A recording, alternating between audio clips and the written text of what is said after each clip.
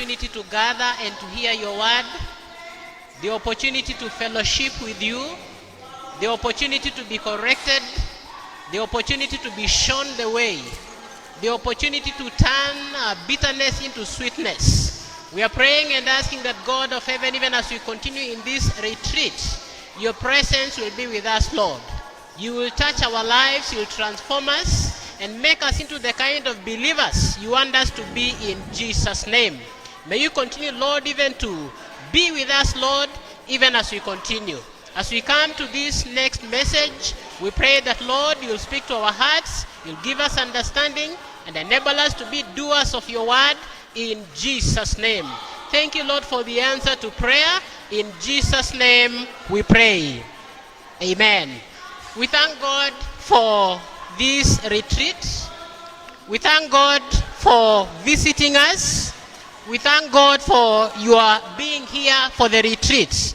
If you look at our program, the next message that we have is titled Unwavering Commitment to Soul Winning.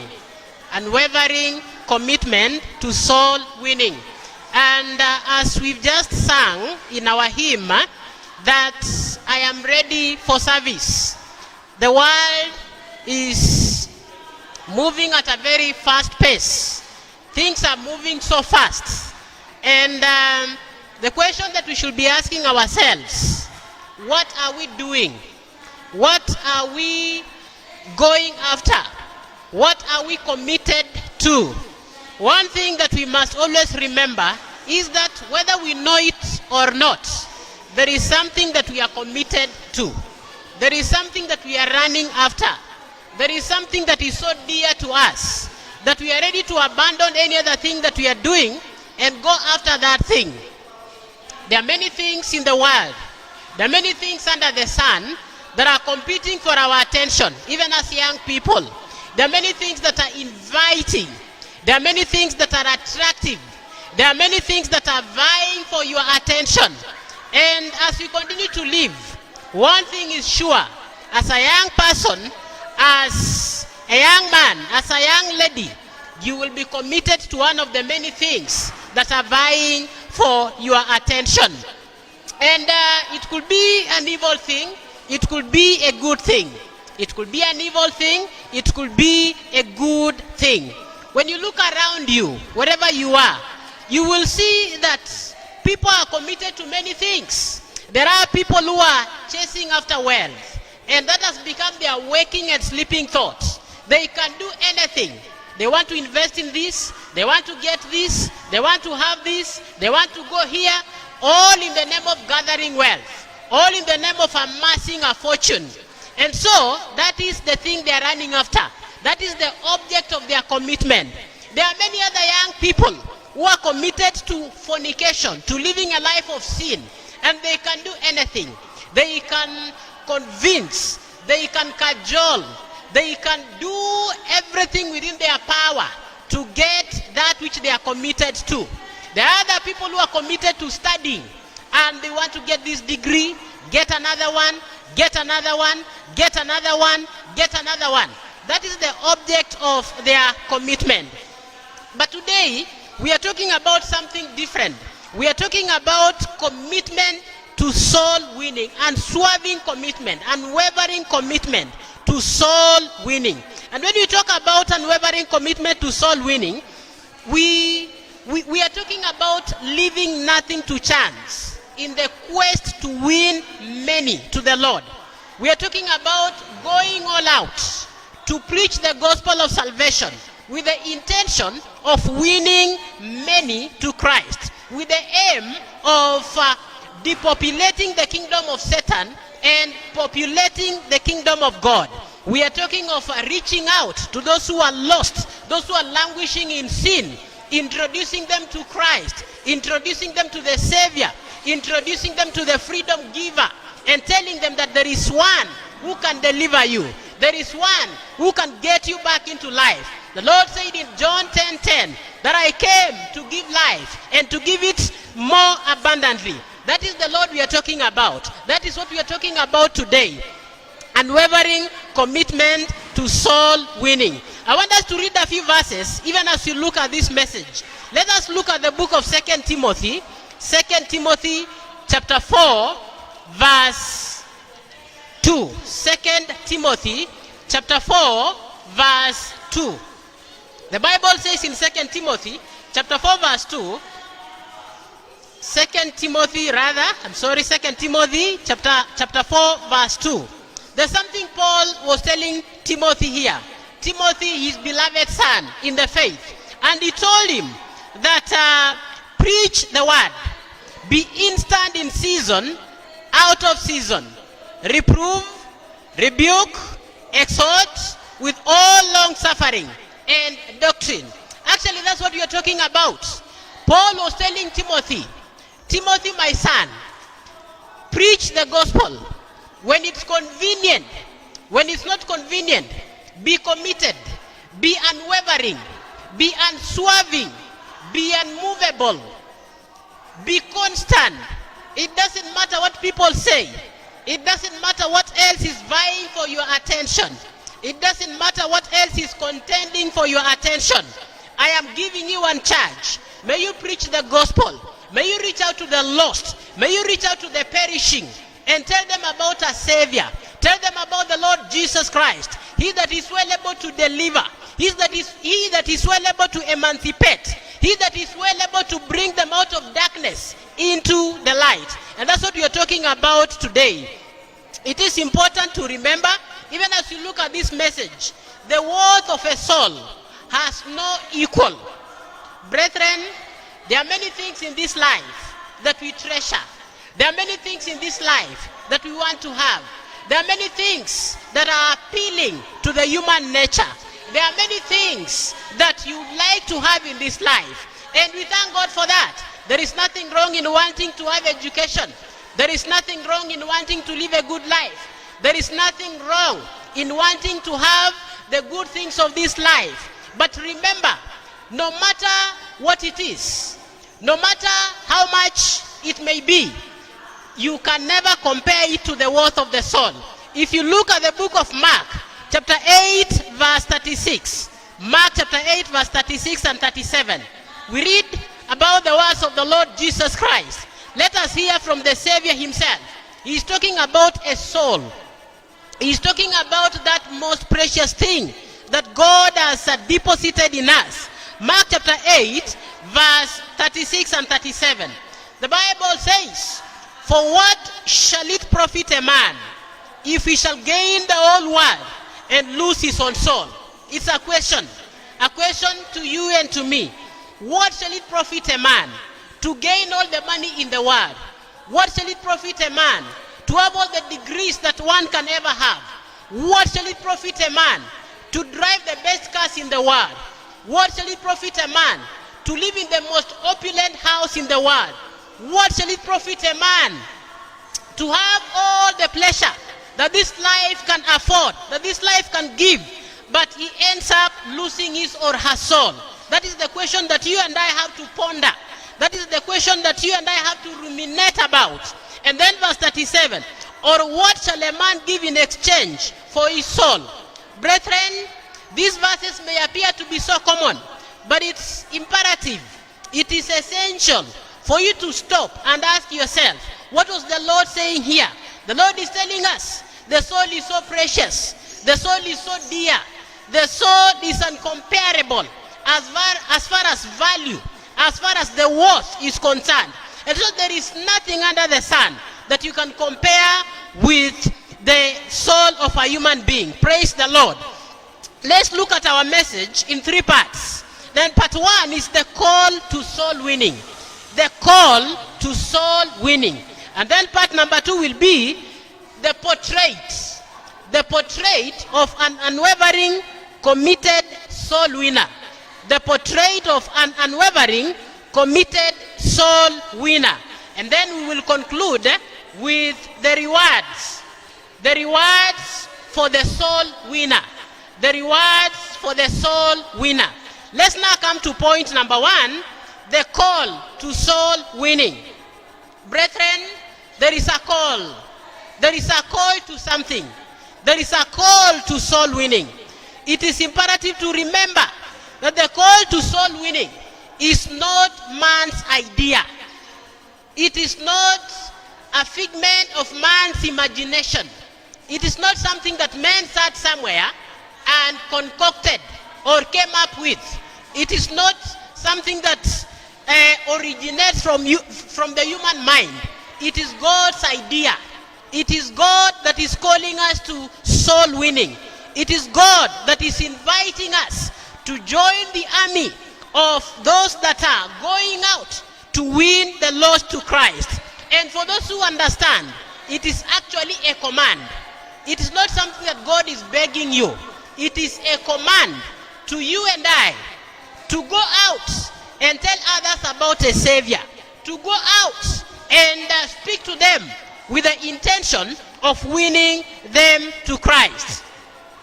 Just before he went back to the Father, after conquering death, the Lord Jesus commanded his disciples to go ye into all the world and preach the gospel to every creature. Mark chapter 16 verse 15. We see the Lord making a command there. The Lord is making a command there in Mark chapter 16 verse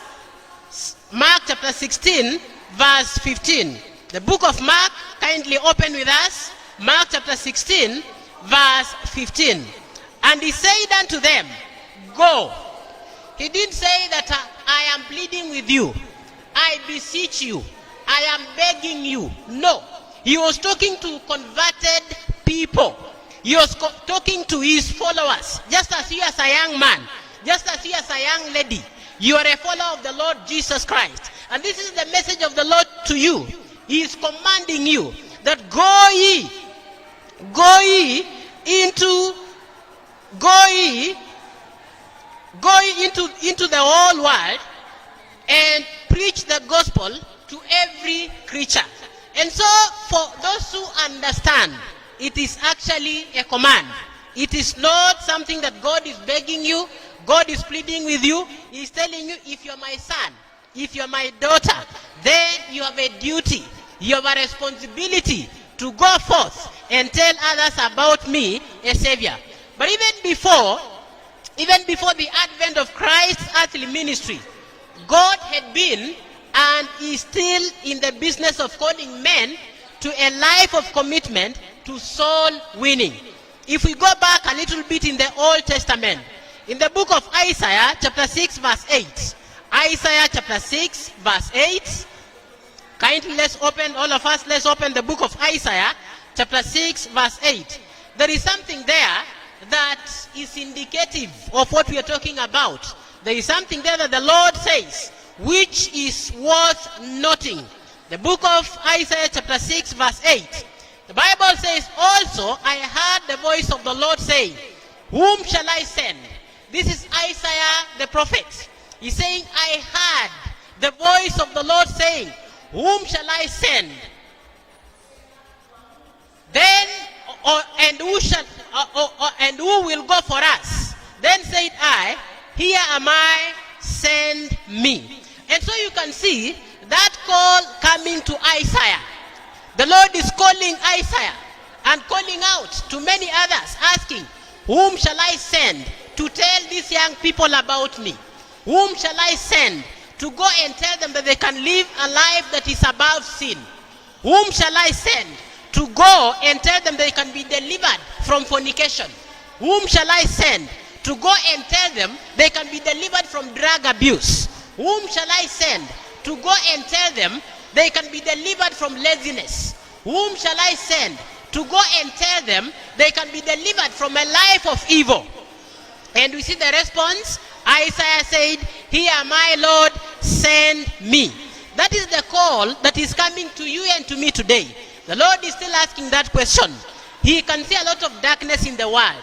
He can see many young people are lost. He can see many young people are living in sin. He can see many young people have their priorities upside down. He can see many young people are languishing in wickedness. He can see many young people are captives of fornication. He can see many young people are captives of drug abuse. He can see many young people have no direction whatsoever. They just move about. And he's asking you and me, whom shall I send to reach out to that young man? Whom shall I send to reach out to that young lady? Whom shall I send to reach out even to that old man? Whom shall I send to reach out even to that old mama? Whom shall I send to reach out to that sister? To reach out to that brother? It is you now to respond. You can either say, here am I, Lord, send me. Or you can say, I want nothing to do with that. That is still an option. But at the end of the day, you will be the loser. Praise the Lord. I pray that none of us will be a loser in Jesus' name. And it is in response to God's call to winning souls that the Lord Jesus volunteered to come into the world to seek and to save that which was lost. We all know that the Lord came here over 2,000 years ago. The Lord walked on this world. And if you look at his ministry, the chief aim, the chief intention of his coming was to win and to save that which was lost. Praise the Lord. I want us to look at the book of Luke chapter 19, verse 10. Luke chapter 19, verse 10. Let's open together the book of Luke chapter 19, verse 10. The gospel according to Luke chapter 19, verse 10. I hope you are all there. Luke chapter 19, verse 10. For the Son of Man is come to seek and to save that which was lost. That is the Lord Jesus speaking. And he is telling us why he came. He is telling us the motivating factor of his earthly ministry. He came to win souls. He came to seek and to save the lost. Praise the Lord. And also, let us look at the book of Matthew chapter 4, verse 19. Matthew chapter 4, verse 19. We are looking at the ministry of the Lord Jesus Christ. Matthew chapter 4, verse 19. I'm waiting for you to open the book of Matthew chapter 4, verse 19. Here the Lord is speaking to his disciples, and he saith unto them, follow me, and I will make you fishers of men. Follow me, and I will make you winners of souls. Follow me, and I will make you fishers of men. That once you begin to follow the Lord Jesus Christ, there is one thing that is principle. There is one thing that is key. There is one thing that is fundamental.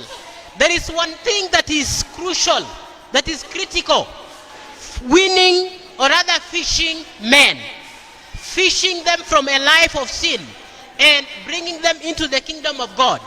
Fishing them from a life of disobedience. We know many young people embrace disobedience a lot.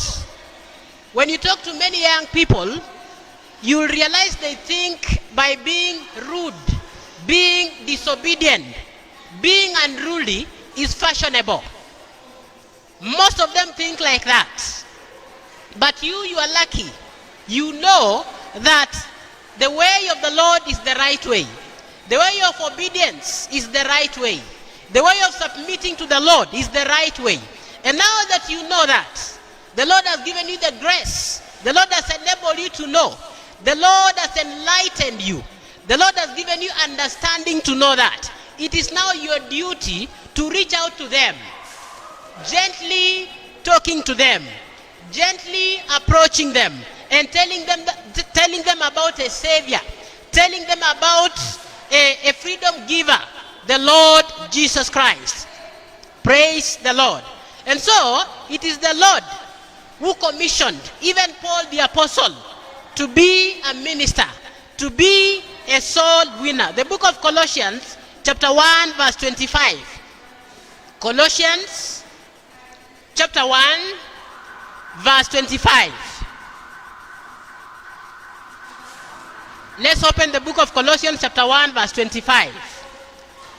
Whereof I am made a minister, according to the dispensation of God, which is given to me for you, to fulfill the word of God. That is the Apostle Paul speaking. And he's saying that it is the Lord who commissioned me. It is the Lord who gave me this ministry. The ministry of soul winning. The ministry of preaching the gospel. It is the Lord who gave it to me. It is the Lord who has called upon me to go and preach the gospel. And from the moment he encountered the Lord on his way to Damascus to further persecute the church, the Lord made it very clear to him what he wants him to do. Let's look at the book of Acts chapter 9 verse 6b. Acts chapter 9 verse 6 part B. Acts chapter 9 verse 6 part B. Let's open the book of Acts chapter 9 verse 6 part B. Acts chapter 9 verse 6 part B. I hope you are all there. The Bible says, I'm just reading part B.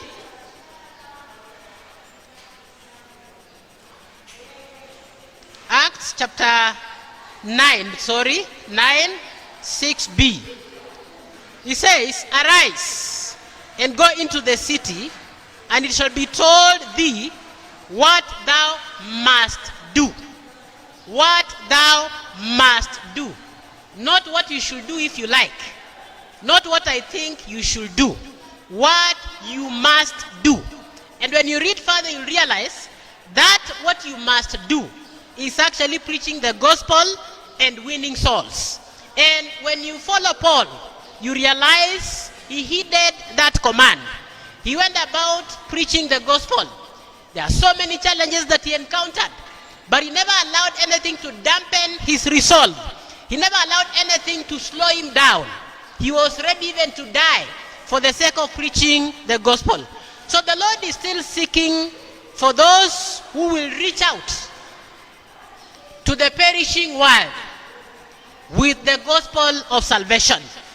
If you read Ezekiel chapter 22 verse 30, he says, I seek a man, I seek a young man, I seek a young lady, one that will go for me, one that will see the urgency of going out and preaching the gospel. That is the person I am seeking. Not someone that is rushing after fashion. Not something that is rushing after other things. Not something that has relegated the gospel to number 2 in his or her life. Someone who knows the gospel is key. The gospel is uppermost. The gospel is number 1. Because it is the only hope that we have. It is the only hope that will bring about salvation for the world. Young people, our brothers and sisters, look at how many people are dying and going to eternity unprepared. Look at what is happening just this year that we are about to end. So many people have died of coronavirus, of COVID-19. Many people unprepared, not born again. They know nothing about salvation. Some of them are just church goers. Some of them are rich men, educated people, learned people, respected people, but they are dying. They are dying unprepared. They are dying having never known that there is a savior. They are dying in religion. They are dying without the knowledge of the Lord Jesus Christ. And we know unless a man is born again, he cannot see the kingdom of God. And so that underscores the urgency of going out and preaching the gospel. It is so urgent. It is more urgent than even the certificates we are running after. It is more urgent than any other thing that we want in this life. It is more urgent than any other thing that we are running after. Praise the Lord. We have a duty, young men. We have a duty, young ladies. We have a duty, our brothers and sisters, to reach out to the perishing world. Many people don't know. They think when I'm just a good person, when I am helping the poor, when I'm paying school fees for orphans, when I am going to church, when I am just a gentleman, when I am not smoking, when I am not drinking, when I am not harming anyone, when I'm just living my life, minding my business, then I am okay. No, not at all. The Bible in Isaiah chapter 64 verse 6 says, all our righteousnesses are like filthy rags. And the Lord made it clear to Nicodemus that unless a man is born again, he cannot see the kingdom of God. She cannot see the kingdom of God. And so you here, you have that knowledge, you have that enlightenment, you have that understanding, and that tells you how urgent it is to reach out to many people who don't understand this. Let's go to point number 2. The portrait of an unwavering soul unwavering committed soul winner. The portrait of an unwavering committed soul winner. Now, if you look at Genesis chapter 3 verse 9, Genesis chapter 3 verse 9, we read of God going out to seek a soul. Genesis chapter 3 verse 9, and the Lord God called unto Adam and said unto him, where are you? Where art thou? Praise the Lord. There we see God seeking out a soul. We see God actually doing evangelism. Adam had sinned. He had violated the law of God. He had gone astray from the commands of the Lord. And so he had gone to hide himself. And we see God himself, the creator of the heavens and the earth, going out and reaching out to him and asking him, where are you? That is the question that the Lord is giving us to take out there. Many young people are lost. Brethren, if you live in our country, if you live in this city, you know many young people are lost. Many young people are just living a life that is characterized by carelessness, a life of I don't care, a life of it's my life. I don't care what people say. I don't care what people think about me. And you can see clearly this young man is heading in the wrong direction. You can see clearly this young lady is heading in the wrong direction. And so you have a duty to go out and seek them. It may not be easy. It may not be convenient. But the Lord is commanding you to go out and reach out to them. So where we are reading in the book of Genesis chapter 3 verse 9, we see God of heaven himself giving us an example of what we need to do. That we need to go out and preach the gospel. That we need to go out and tell others about a Savior. Later on, the Lord Jesus distinguished himself as the greatest soul winner that has ever walked on this earth. I want us to read a few verses and see how the Lord was committed.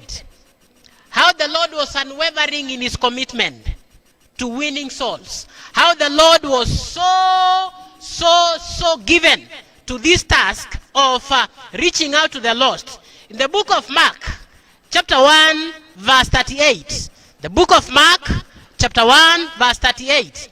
Let's hear from the Lord himself. Mark, chapter 1, verse 38. Let's open together the book of Mark, chapter 1, verse 38. I hope we are all there.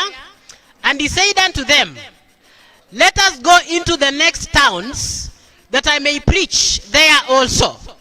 For therefore came I forth. Let us go into the next towns. He had been preaching.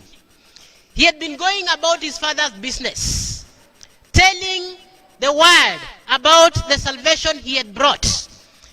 And people would have thought he's tired. He needs to go and catch up some rest.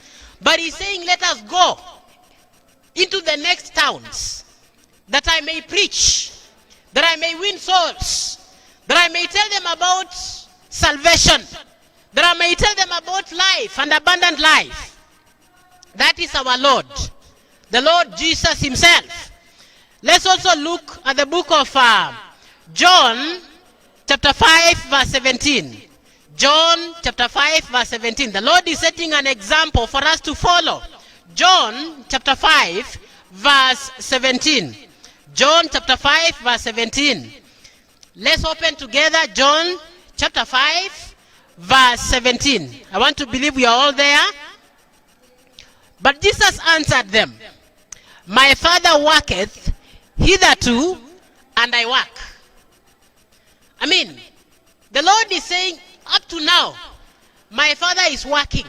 And we know the work the Lord is involved in is the work of winning men, winning souls. And he's saying, I'm also working.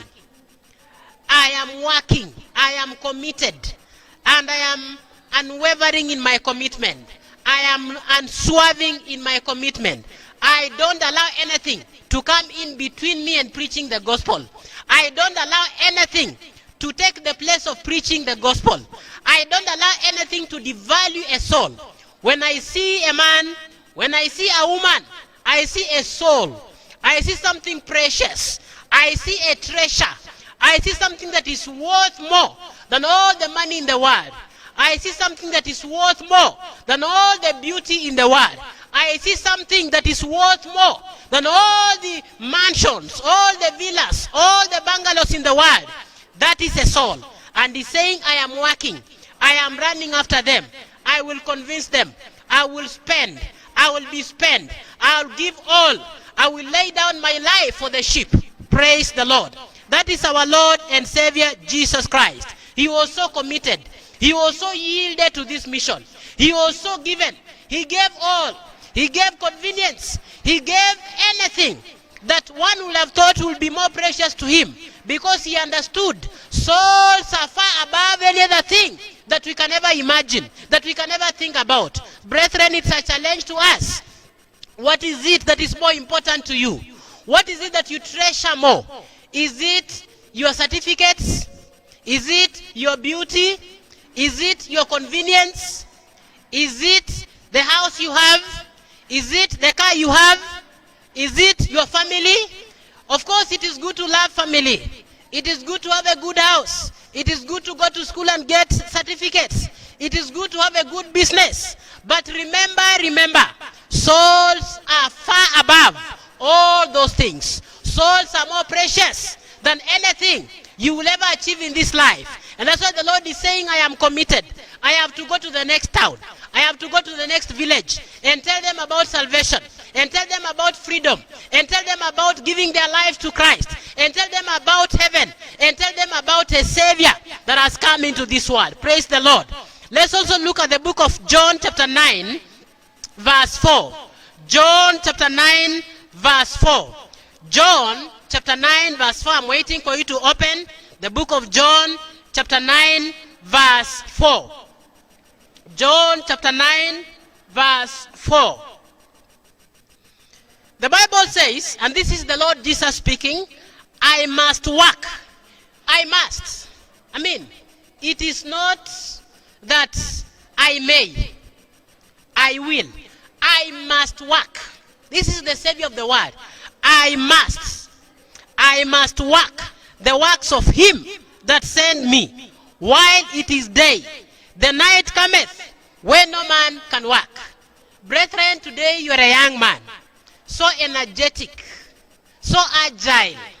You can jump, you can run, you can cross the road, you can do so many things. What a beautiful thing it will be if you can spend your youthful days reaching out to the lost. A singer sang and said, give of your best to the master. Give off the strength of your youth. And you can do this in preaching the gospel. You can do this in reaching the lost. Most of the things we are running after, they are ephemeral, they are temporal, they are transient, they are things that will not benefit you. But any young man who is reasonable, who knows the Lord, you should spend more of your time, more of your energy in serving the Lord, in preaching the gospel, in reaching out to your contemporaries, in telling them about a Savior, in telling them about salvation. Because without salvation, there is no hope. You may be brilliant, you may be handsome, you may be beautiful, you may be from a wealthy family, but if you're not born again, your end will surely be a terrible one. Your end will surely be a miserable one. So we see the Lord Jesus Christ, a committed soul winner. A soul winner that was unrelenting. A soul winner that was consistent. A soul winner that was unswerving. A soul winner who gave his all for the sake of preaching the gospel. And if we are his followers, then we have a duty. You know, many people will say, I am busy. You know, I'm writing my dissertation. I am doing this. Yes, we understand you are busy, but you have no other way. You must create time for the sake of propagating, disseminating the gospel of salvation. And then let's also look at Paul. Not even the threat of death could dampen Paul's commitment to winning souls. If you look at the book of Acts, Acts chapter 21, verse 13. Acts chapter 21, verse 13. Quickly, let's open Acts chapter 21, verse 13. Acts chapter 21, verse 13. I hope we are there. Acts chapter 21, verse 13. It's important for you to open so that we read together, and also take note so that you can read at your own free time. Then Paul answered, what mean ye? To weep and to break mine heart? For I am ready, not to be bound only, but also to die at Jerusalem for the name of the Lord Jesus. Think about that. They were threatening him. If you go there, you'll be beaten. If you go there, you'll be afflicted. But he was saying, what do you mean? You want to discourage me? I am not just ready to be beaten, but I am ready to die for the sake of winning souls. That is the attitude, my brother. That is the attitude, my sister. If we don't have this attitude, we'll be giving excuses. You know, I am busy. You know, they ought to understand. You know, they ought to know that I'm a young man. I have to enjoy my youth. I have to sleep. I have to do this. I have to go into this. But we are looking at Paul here, and he's saying, even if I will die preaching the gospel, winning souls, let me die. Praise the Lord. And also when you go to the book of Acts, Acts chapter 16, verse 16 to 34, you read at your own free time. He talks about his commitment. He talks about, he's saying there is nothing that will stop him from serving the Lord, from going forth and fulfilling the mission. Finally, let's look at 2 Corinthians chapter 12, verse 15. Finally, on that point number 2. 2 Corinthians chapter 12, verse 15. Quickly, let's open 2 Corinthians chapter 12, verse 15. He says, and I will very gladly spend and be spent for you. Though the more abundantly I love you, the less I be loved. Saying, I will very gladly, I will spend and be spent. Just for the sake of telling you about the Lord. Just for the sake of preaching the gospel and winning you to the Lord. If I take you back a little bit to Acts chapter 16, we read of how they were beaten and even put in jail because of preaching the gospel. But while in jail, they were singing, rejoicing, and praising the Lord. And we know what happened eventually. The doors of the jail were opened, and they came out, and they even won the Philippian jailer to the Lord.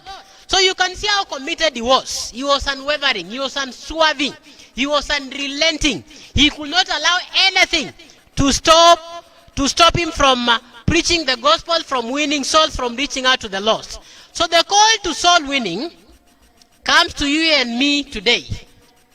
Nothing should be left to chance in reaching out to the lost. Young man, young lady, you should never spare anything in this mission. If you have to be available in the service of the Lord, be available. Some of these older people will tell you, they look back at their younger days, how they wasted time, how they spent their energy on worthless things, and they're regretting. You are lucky you are hearing these things when you're still young. Why can't you learn from them and don't make the mistakes they made? Why can't you learn from them and be on the side of the Lord. What a beautiful thing it is when you're still a teenager, when you're still in your 20s, and you're committed to the Lord. You are serving the Lord. You are reaching out to others with the gospel of salvation. It's a beautiful thing. It's a wonderful thing. So we must spend and be spent for the cause of winning the lost. My brother, my sister, we have to spend and be spent in this mission of winning the gospel, of winning the lost. Finally, the rewards for the soul winner. The rewards for the soul winner. This work of winning soul has the best rewards. Even the things the people of the world are running after, they are part of the benefits you will reap that will accrue to you if you obey the voice of the Lord and do what He is telling you to do. So the Lord has lined up a host of rewards, benefits for the committed soul winners. And among these rewards are the following. Number one, let's look at the book of Exodus chapter 23 verse 22 and 25. Exodus chapter 23 verse 22, then I'll jump to verse 25. Quickly, time is not on our side. Exodus chapter 23 verse 22 and 25. Verse 22 it says, "But if thou shalt indeed obey His voice, and do all that I speak, then I will be an enemy to your enemies, and an adversary to your adversaries." Verse 25, "And ye shall serve the Lord your God, and He shall bless your bread and your water, and He will take sickness away from the midst of thee." So you can see, divine protection is given there. Good health. Brethren, there are people who are sick and they are crying for health. Their money cannot even help them. And now here the Lord is telling, if you just serve me, if you just obey me, if you just do what I'm telling you, you will live in good health. You will live a healthy life. I will protect you. I will preserve you. Praise the Lord. Do you know it is possible for you to live, even be 90 years, be 100 years, without sicknesses, without diseases? When you read of people like Abraham in the Bible, they died full of age. But we never read anywhere that they were sick. They had diabetes, they had arthritis, they had this other ailment. No, they were healthy, they were vibrant until they came to the grave. And so if you want to be healthy, if you want to be vibrant, if you want to be protected, the Lord is telling you, serve me, preach the gospel, labor for me. You will be healthy, I'll protect you, I'll preserve you. Praise the Lord. And also another benefit is enduring prosperity and the blessings of the Lord which maketh rich and addeth no sorrow. Praise the Lord.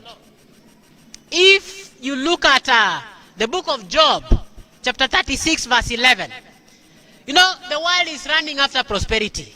People want to be rich. Young people want to be rich. Mature people want to be rich. They are traveling across the globe to gather wealth. I want to build this. I want to have another estate. I want to have another plot. I want to have another car. I want to have another house. I want to have this. That is what people are running after.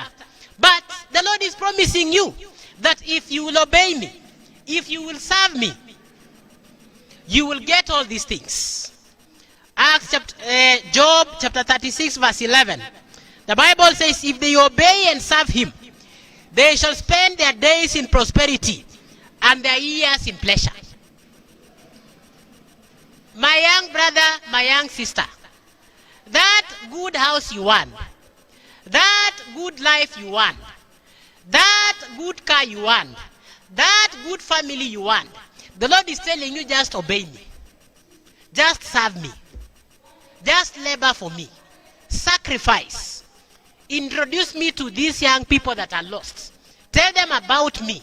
Be faithful. Be consistent. Be unwavering. And it shall be well with you. You will have the good life that you are yearning for, that you are seeking, that you are craving for. Praise the Lord. In Proverbs chapter 11 verse 30, Also, Proverbs chapter 11 verse 30 talks about another benefit that will accrue to you if you will obey the Lord, if you will serve him. Proverbs chapter 11 verse 30, the latter part of that verse, it says, the fruit of the righteous is a tree of life, and he that winneth souls is wise. Wisdom. Divine wisdom. Wisdom is a very important thing, let me tell you. And if you serve the Lord, if you labor for the Lord, you will be wise. Look at people who are really following the Lord. Just look at them. Those who are very faithful. People like even our GS, our pastors, look at them. You realize they are very wise people. They are people who, when you listen to them, you see this man is wise. This lady is wise. Why? It is because they are walking with the Lord. They are serving the Lord. They are laboring for the Lord. They are winning souls. They are propagating the gospel. And then also, there's another benefit. If you look at Daniel chapter 12 verse 3, goodness forever and ever. Daniel chapter 12 verse 3, you'll read at your own free time. And also, if you look at Matthew chapter 10 verse 32, another benefit, Matthew chapter 10 verse 32. Matthew chapter 10 verse 32. Whosoever therefore shall confess me before men, him will I confess also before my Father which is in heaven. So the other benefit is recommendation to God by the Lord Jesus. The Lord Jesus is at the right hand of God the Father. And if you are confessing him before men, if you are confessing him before your fellow youth, he is saying he will recommend you to the Father. He'll be telling God, that young man, that young lady, she is my servant. He is my servant. May you bless him. May you open doors for her. May you make a way for her, even where there seems to be no way. And so, my young brothers and sisters, that is the word of God to us. We have to go back to this mission of soul winning. And we should not allow anything to come in between us and the work of soul winning. We should not waver. We should not relent. Time is running out. Many young people are passing into eternity unprepared. What are you doing? A singer sang and said, must I go empty-handed? Not even one soul with which to meet my Savior. And so I want you to take some time to pray. Wherever you are, I want you to take some time and think about it. Are you telling others about Christ? What are you spending most of your time on? What are you committed to? Are you just committed to pleasure? Running after fornication? Running after these other things that the moment you drop dead, they don't make sense to you. The moment you drop dead, they don't, appeal to you anymore. And let me tell you, there is no guarantee. Of course, you're not praying that a young man dies or a young woman dies. But they still die. You can die in your 20s. You can die in your 30s. You can die even still a teenager. We are praying that you live. But what if you die when you're not serving the Lord? When you're not born again? Your friends are dying. Your neighbors are dying. The Lord is telling you you have a duty. So I want you to take some time and pray. Just go before the Lord. Speak to the Lord. Repent if you've been lazy, if you've not been doing evangelism, if you've not been reaching out. May you tell God to forgive you. And I promise the Lord that, Lord, from today, I will serve you. I will be unwavering. I will be committed to soul winning. I will tell them about you. Remember, some of them may not listen, but your duty is to tell them. Your duty is to convince them. Your duty is to coddle them. Your duty is to cajole them, pleading with them, telling them about a Savior. But if they reject, that is their problem. And so pray to the Lord to help you, that we shall go back to this noble work. We shall go back to this noble mission that the Lord is calling us to. In Jesus' name. In Jesus' name we pray. In Jesus' name we pray. Father, we thank you for your word.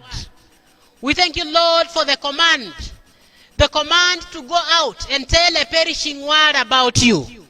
When you look around us, Lord, there is so much darkness. There is so much ignorance.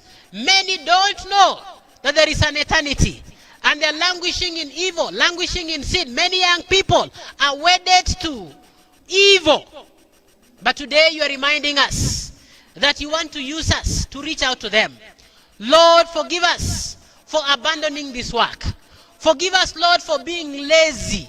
Forgive us, Lord, for prioritizing other things. Things that are not important, things that are temporal. And help us that, Lord, from today, we shall be up and doing. We shall be reaching out even to those that are our neighbors, those that we are working with, those that we are schooling with, and telling them about a Savior. In Jesus' name, we thank you and we bless you, for we know you've heard and you've answered. In Jesus' name we pray. God bless you.